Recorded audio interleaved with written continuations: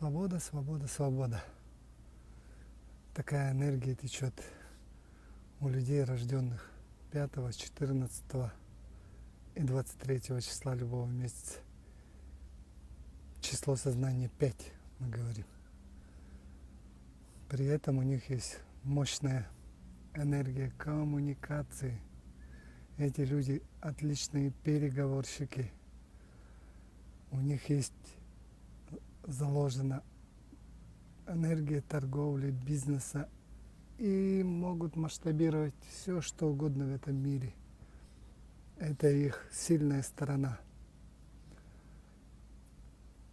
Еще у них есть абсолютная фортуна или удача до 36 лет.